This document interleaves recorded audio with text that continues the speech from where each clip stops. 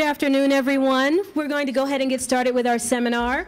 Thank you very much for coming.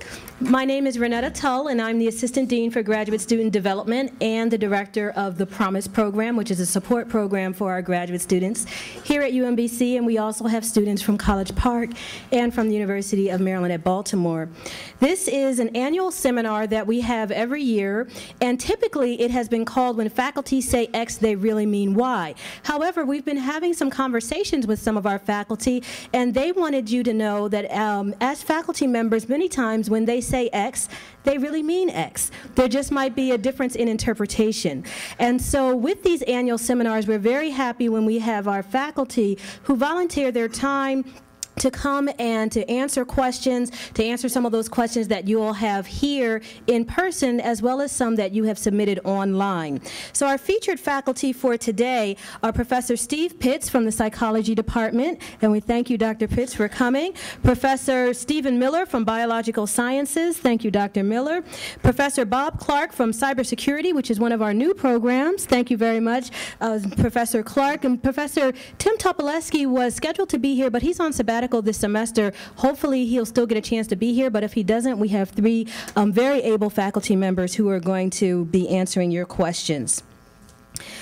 Let's think about what we learned in our last seminars. We've been having these seminars for the past several years in various forms. The first version of it was in 2003, and it was called How to Exceed and Understand Your Professor's Expectations. So some of the things that we learned, I'll give you two reflections that we've learned from some of the past seminars. When an advisor suggests, or when some advisors suggest that you attend a workshop or seminar, the question came up in past years, are they really expecting you to come? It was just a suggestion.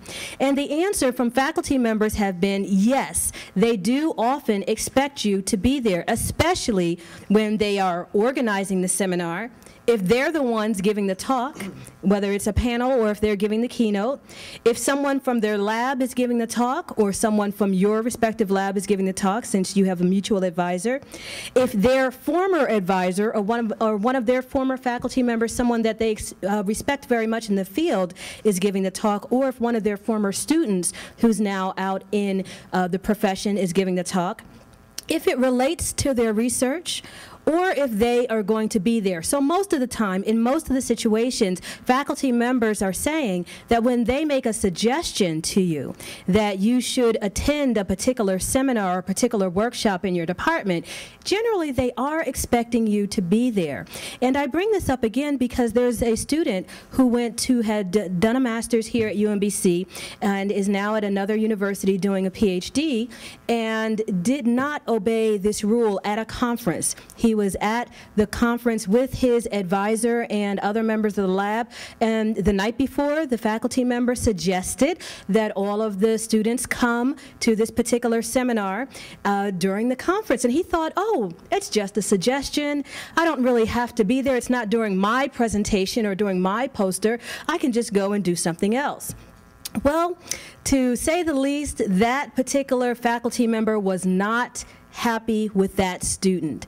And afterwards, that particular student had quite a lecture about how he wasn't serious about the work, how he wasn't really paying attention, and all of this caught him very much off guard. And he was very upset about it because he thought he was doing everything right and that it was just a suggestion. And so this is one of the reasons that we have this seminar, so that you can have a chance to hear from the faculty what they mean, and certain things that really represent things that have to be done and are not suggestions. Here's another one, a reflection from a past faculty member, and we've gotten this question year after year. What does a faculty member mean when they say, I want a draft? And the question is, can I just give them what I have, just my first draft? And faculty often say, no, I'm not talking about the first draft. I'm talking about the third or fourth draft, after you've gone through it a couple of times, after you've checked in advance for grammar and fixed your spelling.